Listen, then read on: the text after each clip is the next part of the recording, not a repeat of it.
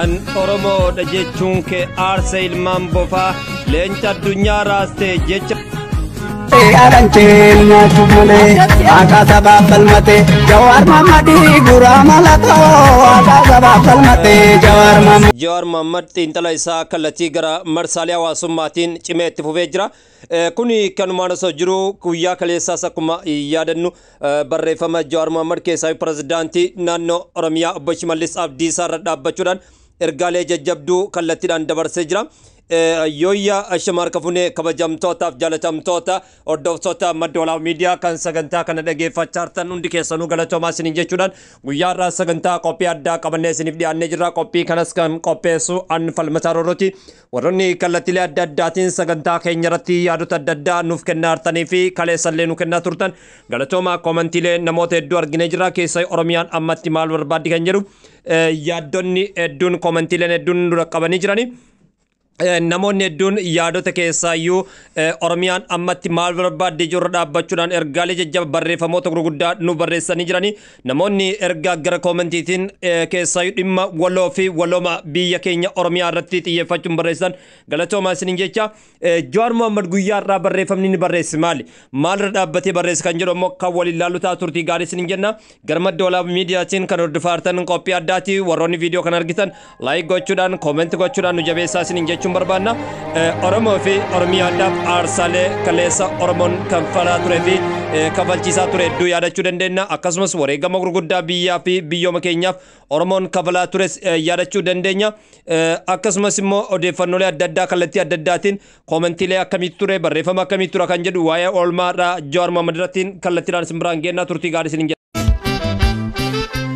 Gaaragamaa mul'atu qagamaan argamu qilleensi haalli baddaa korri irraan dhabamu qilleensi haalli baddaa qabbanooyituu hamadayyaa qabbanooyituu soowituu. Egaa akkuma jalqaba irratti sila isiniif kaa'uuf yaalletti yookaan isiniif ibsuuf yaalletti guyyaa irraa xiinxala Jawaarmohammed irra dhaabbachuudhaan barreeffama hedduu armaan dura barreessurraa barreeffama keeyyata tokko jechuun ni danda'ama. Akkasumas immoo ergaalee kallattiidhaan ammas pirezidaantii naannoo Oromiyaa obbo Shimallis Abdisaa irratti kallattiidhaan kan xiyyeeffatudha. Yeroodhaaf koomentiileen 6,000 fi 4,000 fi 600 irratti foddaa iskiriinirraa akkuma argaa jirrutti koomentiilee 4,000 fi 600 akkasumas immoo laayikii fi sheeriin 1,000 fi 900dha. Haaluma kanaan immoo koomentiileen hedduun barreeffamanii jiranii laayikiin hedduun kennamanii jiranii onneewwan 347 ennaa kennaman namoonni kolfanis namoonni baacanis hedduu jiru. 3.8 kan ta'an bifa seequutiin istiikara adda addaa fayyadamuudhaan mul'isaa turanii jiranii. Kun immoo laayikii 15,000 kallattiidhaan cuqaasuu danda'anii jiran jechaan. Waan hundaafuu kunis ta'e sun Jawaarmohammed maal jedhee barreesse kan jedhu akkuma asirraa argaa jirtanitti marsaalee hawaasummaa irratti deemaa jirutti guyyaa kaleessa waa hedduu dubbatee jira, waa hedduu barreessee jira. Guyyaa kaleessa irraa xiqqoo isee erga dubbisnee booda walitti deebisna. Haasaa pirezidaantii Shimallis Abdisaa dhiyeenya kana naqamtee lixa Oromiyaa taasise yoon dhageeffadhu dhaadannoo abbaa Tsaayyee likkinnaas gabbaachaleen kan jedhu san na yaadachiise jechuudhaan hayyuun xiinxalaa siyaasaa gaanfa Afrikaa obbo Jawaarmohammed dubbatanii jiran. Kuni kanumaan osoo jiru keessaayyuu aangoon quufa fiddii quufni of tuulummaa geessiti. Of tuulummaan immoo kufaatii saffisiifti jechuudhaan dubbatee jira. Hoggansi biyya wal waraansaa raafamaa jirtuuf tan dinagdeen ishee laamshee harka qabu kursii yookaan teessoo yookaan minjaala gubbaa taa'uun dhaadachuun daranuu gaagama hammeessa malee bu'aa biraa hin garsiisu jechuudhaan obbo Jawaarmohammed guyyaa kaleessaa kallattiidhaan dubbatanii jiranii. Kanumarra dhaabbachuun immoo guyyaa har'aa kanatti laayikiin 56,000 jira. Koomentiin 9,400 kun guyyaa kaleessaa innaan ta'u sheeringiin immoo 5,500 irratti argama. 5,500 irratti argama. Sagantaa guyyaa irraa irrattis kallattiidhaan isin deebisa. Jawaarmohammed guyyaa irraa maal jedhe kan jedhu bifa kallattiitiin gara madda miidiyaatiin isin biraan geennaa. Warroonni nu dhaggeeffachaa jirtan warroonni hordofaa jirtan hundi keessanuu kallattiidhaan yaada keessan koomentiidhaan nu kaa'aa. Oromoon maal barbaada kan jedhuuf gaafii kaleessa yaada kennitanii jirtanii ammachoo akkamitti qabsoo Oromoo gargar namuu kallattii adda addaatiin yaada kan dabarsaa jiru kan itti danda'a. Itti gaafatamummaa dhalootaa maali? Dhaloonni hojiin isaa maali? Fayyadamtoonni marsaalee hawaasummaa akkamitti qabsoo Oromoo itti danda'an? Akkamitti Oromoon burjaajii keessaa bahuu danda'a? Oromoon akkamitti dhugaa dubbachuuf haqa kaleessa qeerroon Oromootti wareegamaa turan kaleessa wareegama mana hin jedhamne Oromootti kabalee kan akkamitti deeffatee itti danda'a kan jirratti yaadota adda addaa warroonni kennaa turan ulfaadhaa isiniin jedha. Kan dhageeffachaa jirtan gara madda olaanaa miidiyaatiin turtii gaarii isiniin jenna. Walitti deebina gabaasa kanaan booda. Akka namichi kun nama haqaa ta'e kunoo amaarrilleen harka isaa dha'e gammanne gammadii Dooktora Jaalalaa Jawaarmohammed. Akka namichi kun nama haqaa ta'e kunoo abiyyiin harka isaa bahe gammanne gammadii Dooktora Jaalalaa Jawaarmohammed. Ergaa walaloo kana dubbisneen booda ammoo walitti deebinaa turtii gaarii isiniin jenna gara foddaa madda olaanaa miidiyaatiin. Waaqni hortee kuush lafarratti uumee uumamaan babal'isee horsiisee babal'iseef damee warra hiddaan cimee damee baasuu warra hiddaa hundeen seenaa maqaa kaasuu saba hin saalfannee deemsa karaa haqaa Oromoo jedhee fi gaaf baaseef maqaa uumaaf waaqaaf lafa laatee fi dabaree Oromiyaa kennee fi daangaatti sararee tumee harka kaayee sirna waliin bulchuu tufee itti laatee afaan walii galchuu akka waliin oolee waliin aadatutti akka waliin boonee waliin dhaabbatutti aadaa afaan eenyummaa ofii beekee bara qaxxaamuree asiin ga'e dheegee saba uumaan buluu saba gadaa shanii saba dibbee dharaa reebuun beekne sanii yoo tuqameen alaa tuttuqee hin kaasuu hundee isaattu badaaf hidda namaan raasuu waaqaa lafaa sa'a namaa fi gaaraa tulluu lagaa fi rufaa heeraaf seera tumee uumaa maraafu. Eyyengaa kan dhageeffachaa jirtan gara madda olaanaa miidiyaatiin kan isin biraan gahaa jirudha. Keessaayyuu walalichi kan dubbiseef Oromoon saba akkamii akka ta'e oolmaa Oromoon waliif qabu biyyaafis biyyoomaafis lafaafis lagaafis dacheedhaafis oolmaa Oromoon qabuu fi qoora qalbii saba guddaa bifa walalootiin isin biraan geenyerra. Warroonni koomentii nu barreessitan akkasumas sheer gochaa jirtan ulfaadhaa isin jechuudhaan sagantaa keenya irratti isin deebisa. Mee kallattiidhaan waa'ee Jawaar Mohammed irratti xiyyeeffachuudhaan barreeffama guyyaadhaa isin dubbisna. Kallattiidhaan nu wajjin turaa isin jenna. An Oromoo da jechuun kee aarse ilmaan bofaa. An Oromoo da jechuun kee aarse ilmaan bofaa. Leenca addunyaa raastee jecha tokko qofaan ibiddi wallaansaa dho'eessiin qabatee seenaa qabsoo Oromoo iddoo guddaa argate imimmaan gabrummaa saba irraa haquuf gufuun bilisummaa kararraa hamaquu yaamichati gooteen Oromoon dammaqee bakka jiru hundaan tokkummaan ol ka'ee akka kaayoo diinaaf hin nafne kufteeti dhaloota ibidda qabsiiftee dhaloota qubeetiin. Eyyengaa ergaa akkasii kan isin biraan gahaa turre keessaayyuu Jawaar Mohammed wal'aansoo qabsoo qeerroo Oromiyaa keessatti maal ture kan jedhudha. Yaadaan kallattiidhaan nu wajjin turaa isiniin jenna.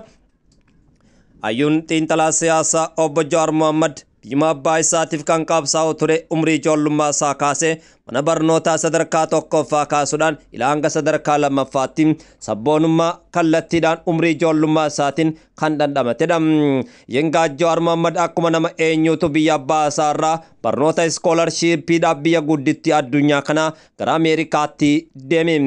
Jawaar Mohammed umrii ijoollummaa isaanii sabboonummaa kaleessa Oromoo fi Oromiyaa keessatti olmaa isaa keesseente ofirraa dhiibuu hin dandeenye daran itti cimuun kunuunfachuun sabboonummaa isaa kanaan Oromoo fi Oromiyaadhaaf qilleensa Oromiyaa nan bilisoomsaa Oromoota addunyaa irra faffacanii siyaasaan gargar dhaabbatanii wal dhiiban mandara tokkotti hin deebise jechuudhaan ergaalee guddaa dubbachaa ture.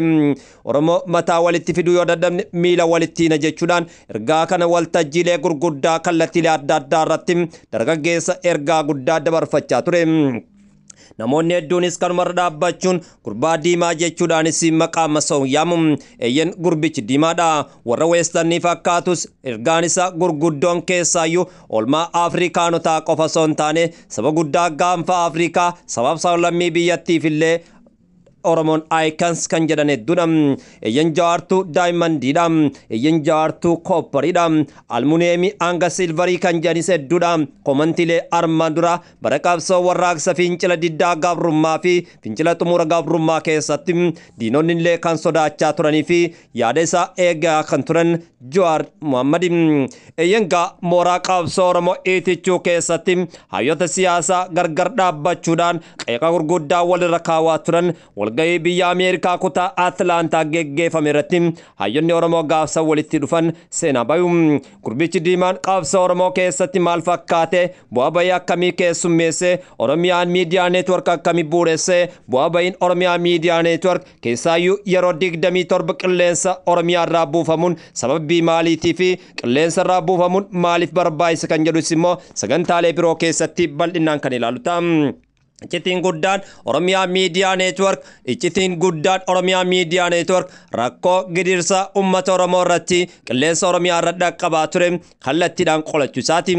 Wallaggaa, Jimmaa, Boorana, Harargee, Arsii, Shawaa, Walloo hanga Kamisee, Boorana, Gujii, Baalee amma Boolee kallattiidhaan Oromoonni wal argan foddaalee TVtiin wal ilaaluudhaan ergaa Oromoonni kaabaa fi kibbaa jiddugaleessa hanga dhiyaa baha hanga lixaa kallattiilee adda addaatti walii dabarsan hordofuu dirqame eyyengaa qaabson warraaqsa fincila diddaa gabrummaa qe'ee Oromiyaa fi Oromoo irratti geggeeffamu cimeetti fufe hayyonni Oromoo miira Oromummaa kaleessa kallattiilee adda addaatiin dhaabbatanii wal ilaalaa turan duula Oromiyaa miidiyaa neetwork jabeessuu qindeeffatanii cimanii biyya keessaaf biyya alaa tokkummaan Oromoo daran jabaachuun sababii guddaan gurbaa diimaadha Jawaar Mohammed maqaa masoo gurbaa diimaadha eyyen yoo barbaadan Yamanii jedhuun yoo barbaadan immoo Habashaa jedhuun yoo barbaadan immoo lammii Itoophiyaatii mitis jedhamuudhaanis yaamamuu fi qeeqa gurguddaanis itti darbamaa ture inumaayyuu gurbaan Jawaar Mohammed lakki ani siitizina Ameerikaa sin barbaadu ani lammii Itoophiyaatii dhalootaan hiddalatiinsa Oromooti falmataa mirga namoomaati jechuudhaan urgoomse namoonni hedduunis raajeffatanii yeroo ammaa kanatti lammii Ameerikaa ta'anii paaspoortii biyya Ameerikaa nama gamtu ofirraa deebisuu danda'a kan jedhu namuutu yaaduu dandeenya yengaa inni garuu jireenya Ameerikaa jireenya gaarii jiraachuu dhiise lammii Oromoo fi Oromiyaan ta'e biyya abbaa koo keessan jiraadha jedhe Ameerikaafis paaspoortii ofirraa deebisuuf dirqame namoonni hedduun lakki Jawaar Mohammed ofirraa paaspoortiin deebisanii hin hidhamtaa lakki dhaabbadhu jedhanillee lubbuun tiyya eenyuutu olii miti jechuun hayyuun Jawaar Mohammed ergaa isaa dabarse boo'insi Oromoonni kallattiilee adda addaatiin Jawaar lakki biyyan galinii Jawaar lakki biyyattiin deebin jechaanii turan dhiisuudhaan gara biyya abbaa isaa Oromiyaa fuula deeffate yengaa har'an tana biyya Oromiyaa illee jiraachuu baatu qooraa fi qalbiin isaa uummata Oromoo wajjin akka jiraachaa jiru yaadota tokko tokko irratti argaa turre waa'ee nageenya Oromiyaa ilaalchisuun yeroo hedduudhaaf Jawaar Mohammed maan dubbanne kan jedhus gaafiif deebii Wallir TV wajjin geggeessatti kan wal dhabaa jiru obboleewwan Oromooti isaan jidduu seenuu natti ulfaata kan jedhus yaada kennee ture osoo alagaa ta'e gara tokko goreen dhaabbadheen dubbadha ammaaf immoo na rakkisa jechuudhaan yaada isaa TV Wallir wajjin ergaa gurguddaa dabarsee ture yengaa dinqisiifannaa guddaa ture rikaardiin addunyaas cabuu danda'ee jira gama YouTube chaanaalii Wallir RTV irratti geggeeffameen Mega sagantaa guyyaa irratti kallattiidhaan ennaas hin deebisnu Jawaar Mohammed har'a maal dubbate maal jedhe kan jedhuu fi kaleessa yeroo ergamtuu jalaa isin baafnu jedham eenyuunfaa akka ta'es beekuu dandeessan kaleessa yeroo ergamtuu jalaa isin baafnu qabsoofnu bifa armaan gadiin kan nutti duulaa turan har'as kufaati amma as deemaa jiruuf ofii biyyas baraaruuf nagaa akka buusan yoo itti waamnu hayyota Oromoo alagoomsuu xiqqeessuu fi salphisuu barbaadu jedham hayyuun siyaasaa obbo Jawaar Mohammed irraan isinii deebi'a kaleessa yeroo ergamtummaa jala isaan baasuuf qabsoofnu bifa armaan gadii kanaan nutti duulaa turanii har'as kufaatii hamaa as deemaa jiruu fi ofii fi biyya baraaruuf nagaa akka buusnu yoo itti wawwaannu hayyota Oromoo alagoomsuun xiqqeessuuf salphisuu barbaadu jechuudha yaada isaa barreesse amalli abbaa hin dhiisu jedha mammaaks Oromootinis mammaake jira guyyaa kaleessaas ergaa jajjaba dabarse amalli abbaan dhiisu gufuun gufuun bakka hin kaatu jedhe mammaaksi Oromoodha. Amalli eeyyen abbaan dhiisu gufuun bakka hin kaatu jechuudhaan afoola aartii Oromootiin ergaalee dabarfate. Liinkichas kallattiidhaan of jala kaa'uudhaan Tiwiitara kaleessaa yaadachiisuuf dirqame. Barreessisaa bara 2016 irra maruudhaan sarara diimaan akeekkachiise jira. Sa'aatiin sa'a 9:28 PM 18 Juulaay 2016 yeroo akkam qaabsoon qeerroo Oromiyaa abiyyuma abbaa keenya Oromiyaa keessaa cime. Lakkoofsichi akka lakkoofsa warra weessarniitti 2016 yeroo fincila diddaa gabrummaa barattoonni Oromoo lafee fi lafa ofiitti cabsuudhaan dhiiga dhangalaasuudhaan agaazii fuuldura dhaabbachaa turanii roorroon hammaate. Buqqaatiin daangaa Oromiyaa bordoddee hanga Baalee raayituu amma Sawweenaa gurraa Dhaamolee hanga Harargee aanaa miixee aannannoo manni keenya wareegama gurguddaa shira diinaa dalagameen obbolawwan isaa Somaaliyaa wajjin rakkoo gurguddaaf saaxilame. Barrichis bara ulfaataa ture. Harmeen Jawaarmohammed jedha obbo Shimallis Abdisaa marsaalee hawaasummaa gama Tiwiitaraatiin dhageettii gurguddaa iddoon itti argamuu fi yeroo ammaa kana dhageettii qabu marsaalee hawaasummaa keessaa Tiwiitara. Iyyan Shimallis Abdisaa harmee Jawaarmohammed nafxanyaa biyya Goondarii Oromiyaa galte ta'uu odeeffannoo naannawa dhaloota Jawaarraa arganne jechuudhaanis yaada barreesse. Dhuguma laata kan jedhus gaafidha. Harmeen Jawaarmohammedittu dhuguma naftanyaadha. Yoo isheen taate Jawaarmohammed Oromoof hin falmanne wareegama hin kennine kan jedhu tokkoon keenya ofaa ilaallu. Eeyyengaa namoonni gurguddoo akkasii ennaa yaadota akkasii kaawwan wallaalaa keenya akkamaa goonuun fala wajjin kaawwannudha. Eeyyen kan nageeffachaa turtan gara foddaa madda walaabu miidiyaatiin sagantaa qophii addaa hayyuu gameessi Jawaarmohammed dhaabbachuudhaan kan isin biraan gahaa turre. Anis qopheessaa sagantichaa falmata roorrooti. Oromoon hayyuudha wayi namaa gadi. Oromoon hayyuudha wayi namaa gadi. Wanni ati haateef bilisummaa ati takkaa dogoggortee seenne gocha badii. Qulqullu sammuun ta'e waan gaariidha yaaddi. Yaa joor Oromoon ni sirraa qaba abdii. Rabbi heddummeetii akka jawarmohammedi. Si abdannee jirra eegara. An Oromoodha jechuun kee aarsa ilmaan bofaa leenca addunyaa raastee jecha tokko qofaan ibiddi wal'aansaa dho'ee siin qabatee seenaa qabsoo Oromoo iddoo guddaa argate. Eeyyengaa qophii addaa qabannee isiniif dhiyaannee jirra. Qophii addaa kan isin biraan geennu gara foddaa madda walaabu miidiyaatiin. Anis immoo qopheessaa sagantichaa falmataa roorrooti. Koomantiileen hedduun barraanii jiran, koomantiileen hedduun kennamanii jiran, laayikiin hedduun kennamanii jiranii dhugumatti namoonni hedduun yaadota gurguddaa barreessanii jiranii keessaayyuu koomantiilee ajaa'ibsiisoo hedduu jira. Koomantiilee tokko immoo kan dubbisuuf ulfaatanillee hedduu jira. Keessaayyuu sa'aatii 3 dura ajaa'iba barjawwee jechuun tamam Oro Baalee kaleessas yaada dabarseera. Har'as immoo dabarseera. Xayyibaa fi sabboontota kan jedhu ati dhugaa jettaa siyaasaati. Biyyattiin garuu akkasii miti. Kan arginus kan dhageenyus kufaa wantoota adda addaati kan jedhu barreessiteerti. Takkitti gammadaa jedhamti. A'uuzu billahi kun mootummaadha. Sanuu mootummaa naannoo Oromiyaa fi Oromooti kan jedhu yaada barreessanii jirani. Jawaar Itti fufe ati hin taanere wallaaltota hin ilaalin kan jedhu yaada barreessiteerti. Yaadota akkasii kana seenaa Abdiisaa kana Shimallistu barreessere bifa gaafiidhaan gaafatteerti. Kana namoonni yaada kennadhaa isin hin jenna. Itti aansuudhaanis kallattiilee adda addaatiin galatoomi Jawaar abbaa qabsoo kan jedhanis hedduu jiru. Osoo Bakar Muhammad osoo wanni siyaasaa jedhamu kun addunyaa tanarraa badee nan jaaladha kan jedhu yaada barreessee jira. Kanaaf namoonni hedduun miira komii mul'ifatanii jiran. Namoonni hedduun koomantii adda addaa barreessanii koomantii dubbisuun xiqqoosi safuufis sifeeffannaa hawaasichaa kan cabsan hedduu jira. Kanaaf koomantiilee hedduu dubbisuurraa of qusachuun barbaachisaadha.